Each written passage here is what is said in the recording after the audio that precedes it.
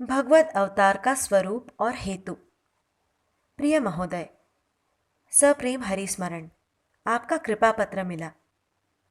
श्रीमद् भगवत गीता में जो यह आया है कि भगवान साधुओं के परित्राण, दुष्कृतों के विनाश और धर्म के संस्थापन के लिए अवतार धारण करते हैं, सो सर्वथा सत्य है। पर इसमें न तो यह संदेह करना चाहिए कि भगवान अपने स्वरूप में अनंत हैं। वे यदि आंशिक रूप से यहाँ आते हैं और वहाँ उनका आंशिक रूप ही बच रहता है, इसलिए वे अनंत कहाँ रहे। और यदि अनंत नहीं, तो फिर सच्चिदानंद घन पूर्ण ब्रह्म से अतिरिक्त क्या वे कोई दूसरी वस्तु हैं? क्योंकि सचमुच भगवान नित्य, अनंत और अखंड हैं और वे समग्र रूप से ही अवतीर्ण होते हैं, परंतु उसी समय वैसे ही वे समग्र रूप से विश्व में व्याप्त भी रहते हैं।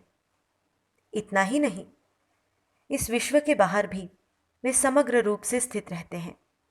इसीलिए उपनिषद ने कहा है, पूर्ण रूप से पूर्ण ग्रहण कर लेने पर भी पूर्ण ही बच रहता है।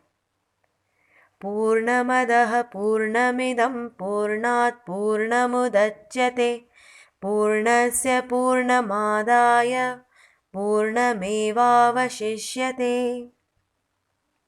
न यह मानना चाहिए कि भगवान अवतार नहीं ले सकते। ऐसा मानने से तो भगवान की सर्वशक्तिमत्ता ही नष्ट हो जाती है। वे परिपूर्ण रहते हुए ही इच्छानुसार एक ही साथ एक जगह या अनेक जगह विभिन्न रूपों में अवतीर्ण हो सकते हैं। इन्हीं बातों से उनकी भगवत्ता का पता लगता है। आपका तीसरा संदेह भी ठीक नहीं है। भगवान बिना अवतार लिए अपनी शक्ति से ही साधुओं का परित्राण, दुष्कृतों का विनाश और धर्म का संस्थापन कर सकते हैं, इसमें जरा भी संदेह नहीं।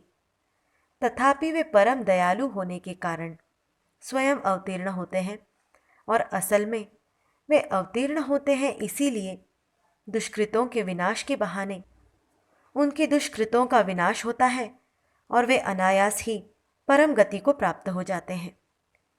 श्रीमद् भागवत में एक बड़ा सुंदर हेतु अवतार ग्रहण का यह बतलाया गया है।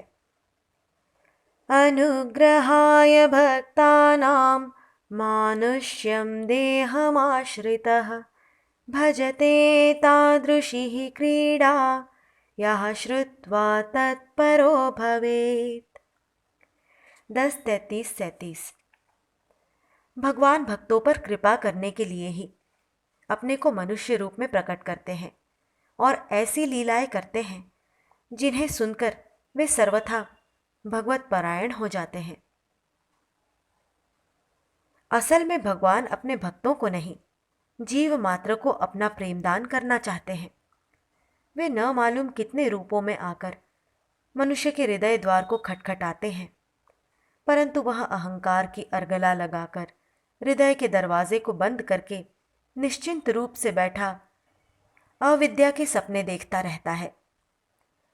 भगवान उत्तर न पाकर लौट जाते हैं, परंतु न तो वे इससे रूठते हैं और न क्रोध करते हैं। वे पुनः पुनः आते हैं। जब मनुष्य किसी तरह नहीं सुनता, तब उसके हृदय पर जरा जोर से चोट करके उसे जगाते हैं और उसका कल्याण करते हैं। कल्याणमय, मंगलमय प्रभु कल्याण के सिवा और क्या करें।